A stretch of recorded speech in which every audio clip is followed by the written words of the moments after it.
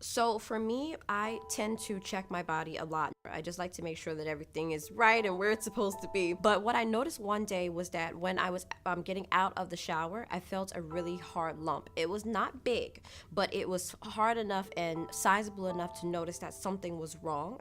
So I went to my OBGYN, and my OBGYN at first was dismissive because of the fact that at the time I was 25, turning 26 in a couple of weeks. I don't usually second guess myself. I knew it was substantial enough to at least explore and make sure that everything was okay. And when it came back, the results were abnormal. So that resulted in me needing to have a biopsy. And it turns out that I did have stage 1 breast cancer. So that day, my life completely changed. And I found out the day before my 26th birthday that I did indeed have breast cancer.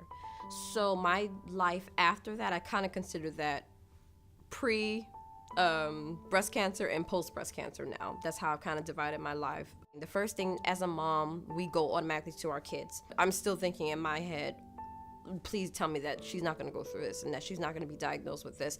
I'm only 26, so what is it going to hit her at 21? You know, like, these emotions are flooding you and not knowing how to process it. I'm trying to process the news of myself, but at the same time, I still can't think of myself completely because I'm thinking about, am I going to be here for her? Am I going to be, if she does get diagnosed, will I even be alive to help her through it?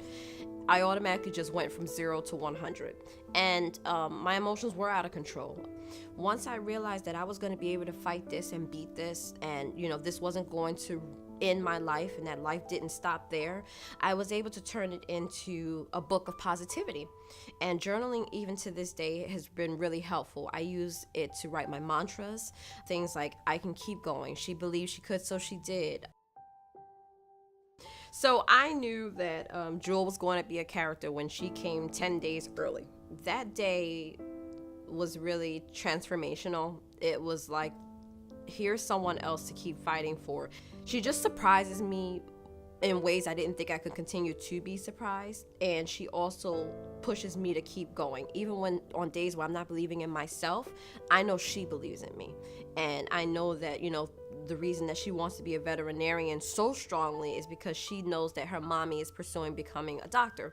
And one thing she told me one day was, I want to be a veterinarian because you want to help humans and I want to help animals that can't help themselves. And I just, you know, I fall in love with her a little more and more each day. She really does. She's the light of my life.